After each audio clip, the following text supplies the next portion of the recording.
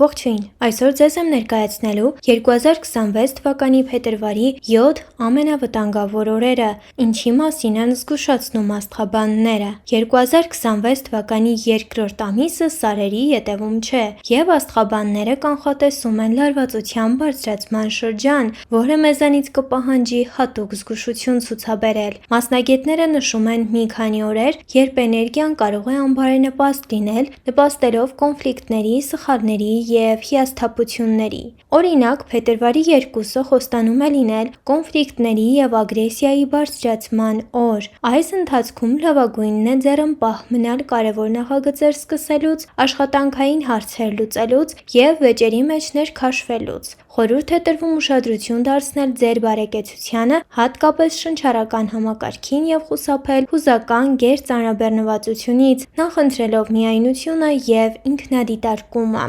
Հաջորդ օրը փետրվարի 3-ն է։ Էներգիան մնում է մարտահրավերներով լի, բայց շեշտը տեղափոխվում է կենցաղային և ընտանեկան հարցերի վրա։ Հնարավոր են լարվածություններ սիրելիների հետ հարաբերություններում։ Խուսափեք փող տալուց կամ պարտք վերցնելուց, հարսանիքներ պլանավորելուց, չափից շատ ուտելուց կամ գերծանրաբեռնվածությունից։ Ավելի լավ է կենտրոնանալ տնային գործերի և հանգիստ շփման վրա։ Փետրվարի 15 Այն անվանում են ամսվա ամենասթրեսային օրերից մեկը, որը կապված է վնասվածքների և սխալների ռիսկի բարձրացման հետ։ Այս ժամանակահատվածում լավագույնն է դանդաղեցնել, խուսափել շտապողականությունից և հատկապես ուշադիր լինել։ Խորհուրդ է տրվում նաև խուսափել ղեկավարության և տարեց հարազատների հետ շփվելուց կոնֆլիկտների սրման հավանականության պատճառով։ Այս օրը լավագույնն է անցկացնել հանգստանալով և գնահատելով իրավիճակը։ Փետրվարի 17 Այն կարող է բերել շեղվածություն և սխալներ թույլ տալու հակում, հատկապես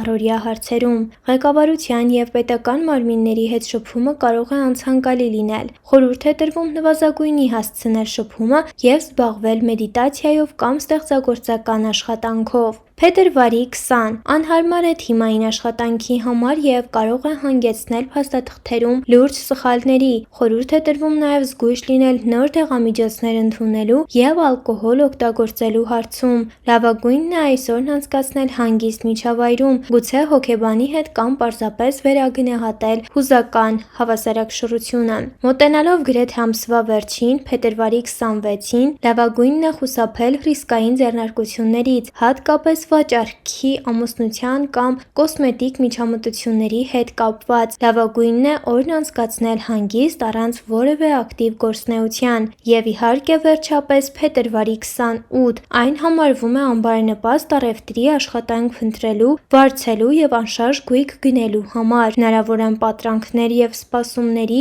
ու իրականության միջև անհամապատասխանություն։ Այս օրը լավագույնս է նվիրել ինքնադիտարկմանը, հոգեբանական աշխատանքին և ներման պրակտիկային, զգուշացնում են աստղաբանները։ Դե ինչ իսկ դուք ինչ կարծիքի եք այս մասին, գրեք ձեր կարծիքը մեկնաբանություններում, իսկ եթե հավանեցիք տեսանյութը, ապա կիսվեք դրանով ձեր ընկերների հետ, որպեսզի նրանք էլ տեղեկանան փետրվար ամսվա կարևոր և վտանգավոր օրերի մասին։ Մինչ նոր հանդիպում, մի մոռացիր բաժանորդագրության մասին։